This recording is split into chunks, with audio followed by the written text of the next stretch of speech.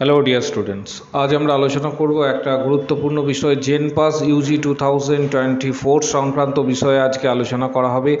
তাই ভিডিওটা প্রত্যেকে শেষ পর্যন্ত দেখবে, চ্যানেলটা সাবস্ক্রাইব করা হবে, পাশে থাকা বেল আইকন প্রেস করো এবং বন্ধুদের উদ্দেশ্যে ভিডিওটা প্রচুর শেয়ার করো। জেনপাস 2024 কবে এক্ষেত্রে তোমাদের ফর্ম ফিল আপ শুরু হচ্ছে, পাশাপাশি তোমরা কিভাবে ফর্ম ফিল আপ করতে পারবে সংক্রান্ত সকল বিষয়গুলি আজকে তোমাদের জানানো হবে।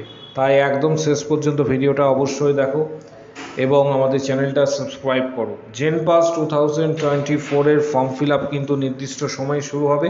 এখনও পর্যন্ত কিন্তু ফর্ম ফিল আপ শুরু হয়নি, কারণ এই মুহূর্তে কিন্তু সবে মাত্র এইচএস এক্সাম কমপ্লিটেড হয়েছে এবং জেনপাস 2022-23 সেশনে কত আসন ছিল এটাও একটা গুরুত্বপূর্ণ বিষয় এবং সেই আসনের নিরিখে কিন্তু তোমাদের এবছরে ফর্ম ফিল আপ হতে চলেছে। পাশাপাশি তোমাদের খুশির খবর রয়েছে, যেটা এর আগেও তোমাদের বলেছিলাম অলরেডি, যে এক্ষেত্রে তোমাদের 4টে নতুন কোর্স কিন্তু শুরু হতে চলেছে। 4টে নতুন কোর্স শুরু হতে চলেছে, যেমন BOT, BSc in RIT, BSc in CSIC, BSc in RT, এইগুলি কোর্সগুলি নতুনভাবে ইন্ট্রোডিউস করা হচ্ছে তোমাদের। তাই আসন সংখ্যা কিন্তু বৃদ্ধিপ্রাপ্ত হবে। এবছর আসন সংখ্যা কত হতে পারে এটা অনেকেই জানতে চেয়েছো। বিগত বছরগুলিতে আসন সংখ্যা পর্যালোচনা করলে কিন্তু সেই আসন সংখ্যাগুলি তোমরা বুঝতে পারবে। জেনপাস 2022-এ সরকারি কলেজ যেটা ছিল সেটা হচ্ছে 24টা সরকারি কলেজ ছিল। 22-23 সেশনের কথা বলছি। গভর্নমেন্ট এক্ষেত্রে 1720 কাছাকাছি কিন্তু আসন সংখ্যা ছিল, প্রাইভেট 2620।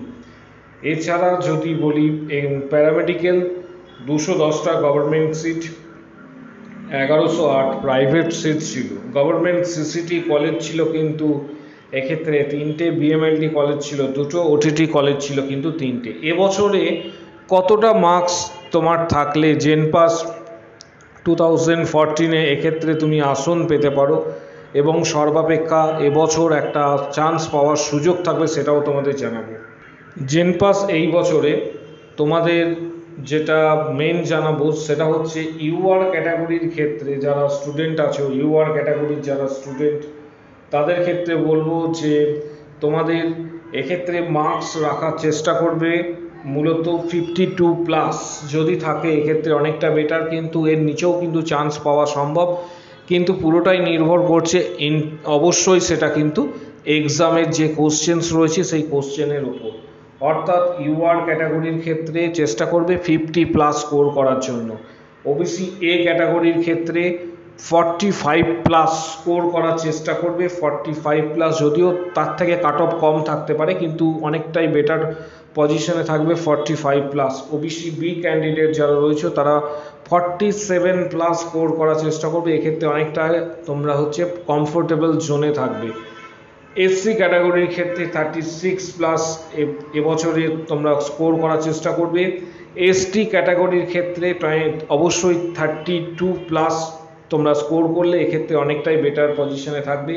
ইডাব্লিউএস ক্যাটাগরির ক্ষেত্রে 38+ যদি স্কোর করো তাহলে তোমরা এক্ষেত্রে অনেকটাই বেটার পজিশনে কিন্তু থাকবে। এটা ইডাব্লিউএস ক্যাটাগরির ক্ষেত্রে। ডিটেলসের জন্য অবশ্যই আরও অনেক ভিডিও আসবে, সেই ভিডিওগুলি দেখতে থাকো। ফর্ম ফিল আপ কিন্তু তোমাদের মার্চ মাসে শুরু হবে আশা করা যাচ্ছে। আরও তথ্যের জন্য চ্যানেলটা সাবস্ক্রাইব রাখো, পাশে থাকা বেল আইকন প্রেস করো এবং বন্ধুদের উদ্দেশ্যে ভিডিওটা প্রচুর শেয়ার করবে। কারো যদি কোনো কোশ্চেন থাকে অবশ্যই কমেন্ট বক্স সেকশানে জানাও। এর পরবর্তী ক্ষেত্রে বিপিটি এবং আদার যে কোর্সগুলি রয়েছে সেগুলো পুঙ্খানুপুঙ্খভাবে আলোচনা করে তোমাদের ডিটেলস জানানো হবে।